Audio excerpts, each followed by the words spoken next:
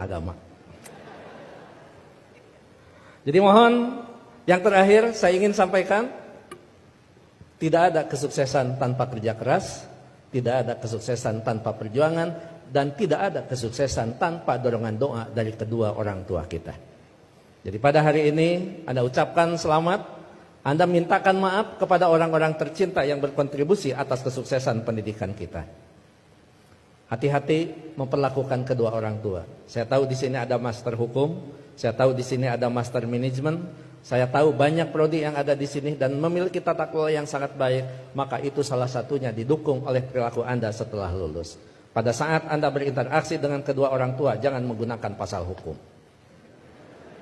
Pada saat ibu mengatakan, saya mau ketemu, kamu pulang, maka Anda akan mengatakan, mah tidak boleh memaksa, karena ada pasal hukumnya. Enggak ada itu, tidak berlaku untuk kedua orang tua. Pada saat Anda diminta membantu kedua orang tua, Anda jangan menggunakan manajemen yang efektif. Tidak ada manajemen dalam hubungan dengan orang tua, kecuali penghargaan, penghormatan, dan tempatan dia sebagai di tempat yang paling sempurna sebagai kedua orang tua kita. Saya hanya ingin mengulang dengan cerita yang lama, tetapi ternyata ini memberikan sebuah inspirasi bagi kita. Mohon maaf, saya pernah jadi seorang pejabat. Pada saat saya sedang rapat, saya ditelepon oleh keponakan saya dan menyatakan ibu saya dalam keadaan sakit. Kemudian saya balas telepon itu dengan sebuah ungkapan yang agak sedikit sombong. Tolong cepat bawa ke dokter dan nanti uangnya akan saya transfer.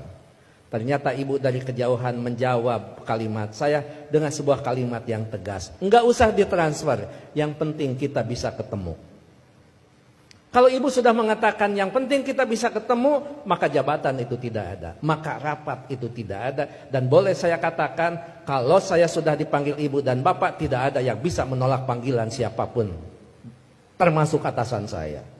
Kalau itu ibu dan bapak yang memanggil, kena yakin, kalaupun saya bisa memberikan sebuah alasan, Pak mohon maaf ibu saya dalam keadaan sakit, maka atasan saya akan memahami semua, karena mereka juga pernah dibesarkan dan memiliki rasa hormat kepada kedua orang tuanya.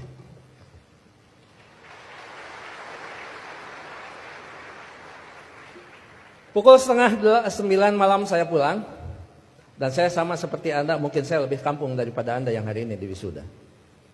Saya tidak dilahirkan di tengah kota, saya dilahirkan di kaki Gunung Papandayan yang sekarang terkenal dengan tempat wisata Kawah Papandayan. 3 jam saya sampai di rumah, 11:30 saya sampai di rumah. Ternyata ibu dalam keadaan segar bugar, tetapi saya tidak menunjukkan perasaan suudon kepada ibu. Kenapa? Ternyata di situ ada hikmah. Bagi seorang ibu dan bapak dalam keadaan sakit, kemudian dia menunggu anaknya terkasih dan tersayang, maka pada saat dia bertemu, maka kehadirannya lebih mujarab daripada obat yang diberikan oleh seorang dokter. Catat itu.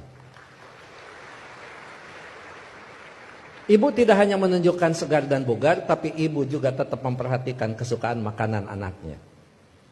Saya dimasakkan sayur kacang merah, saya digorengkan asin peda, saya dibuatkan sambal terasi, dan saya juga dibakarkan pete. 11:30 malam, coba bayangkan ada sayur kacang merah, nasi putih, bakar pete, dan belum peda ditambah sambal terasi. Boleh dibayangkan setelah wisuda. 11:30 malam saya disuguhi makanan itu, maka tidak ada kalimat yang bisa diucapkan kepada ibu selain mengucapkan terima kasih. Padahal saya tidak biasa makan malam, kecuali makan nasi di waktu malam. Ya saya makan. Saya tidak pernah mengatakan, Amah ngapain masak?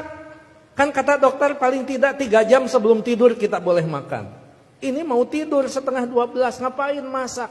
Bagaimana perasaan ibu pada saat seorang anak yang dia tunggu, yang dia masakan, kemudian anak berargumentasi dengan sebuah ilmu di mana ibu tidak paham tentang ilmu itu. Menyakitkan. Iya, saya makan dan saya berdoa mudah-mudahan ini jadi obat. Begitu saya lirik dari sudut mata saya, ibu kelihatan bahagia. Kenapa? Makanan yang dia pasak itu betul-betul dimakan oleh anaknya. Begitu selesai makan, saya mengatakan kepada ibu, Amah mohon maaf, ini makanan sangat enak, terima kasih. tapi mohon maaf besok tidak akan pulang siang karena ada pekerjaan yang tersisa. Kemungkinan saya pulang sebelum sholat subuh. Ibu dengan bijak mengatakan, enggak apa-apa. Yang penting kita sudah ketemu. Sok istirahat. Saya sambil dituntun dibawa ke kamar. Setelah di kamar saya diselimuti. Ibu lupa kalau anaknya adalah seorang profesor.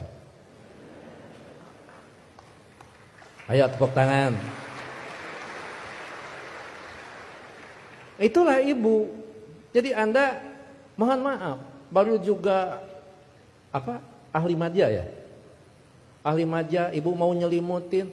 Ngapain? Ini baru di wisuda. Ada yang lebih tinggi lagi.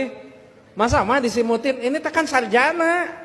Nggak ada di depan orang tua itu. Jangankan ahli madya, sarjana, master, doktor, seorang profesor di hadapan ibu, di hadapan bapak, tetap kita adalah seorang anak yang perlu menghormati mereka.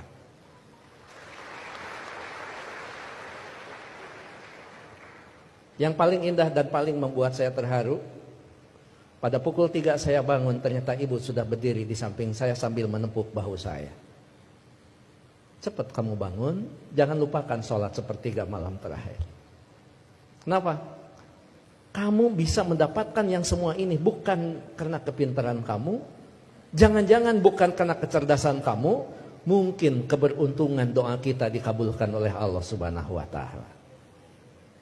Jadi ibu masih khawatir tentang anaknya. Ibu khawatir anaknya merasa pintar sehingga pintar menjadi sebuah kesombongan. Ibu masih khawatir anaknya cerdas, cerdas menjadi sebuah kesombongan. Bahkan melupakan siapa yang menentukan takdir segalanya pada kehidupan kita. Itu pada profesor itu. Jadi tolong ibu bapak sebagai orang tua, anak kita hari ini di wisuda, tetap mereka adalah anak kita yang perlu kita luruskan pada saat mereka terlempar dari jalan yang memang ditentukan. Perlu diberikan peringatan, tapi tentu sekarang ini ada kaidah-kaidah yang beda dengan zaman dulu. Seorang siapa Pak Rektor, sahabat itu, Ali, mengatakan, didiklah anak-anakmu bukan dengan zamanmu, karena mereka tidak mungkin mengalami zaman yang seperti kita alami. Jadi memang cara sudah berbeda, cara kita memperlakukan anak-anak kita. Tapi sejatinya tetap kewajiban kita adalah bagaimana mendidik anak-anak kita, bukan masalah kedewasaan. Tapi masalahnya sampai nyawa berpisah dengan badan, itu tetap menjadi kewajiban kita sebagai kedua orang tua. Begitu saya sudah selesai sholat, kemudian di situ saya bisa mendapatkan sebuah hikmah. Memang orang tua kita adalah punya kecerdasan yang luar biasa. Padahal ibu saya bukan profesor, ibu saya tidak lulus SMA, ibu saya juga tidak lulus SD. Beliau hanya lulusan sekolah raya. Tapi apa? Dalam sebuah komunikasi waktu itu saya katakan, "Ama, sekarang saya pergi, mohon pamit." Ibu masih bertanya, "Kamu nanti sholat di mana?" Saya jawab, "Nanti sholat di jalan." Ibu langsung mengkritisi kalimat saya, "Jangan suka sholat di jalan."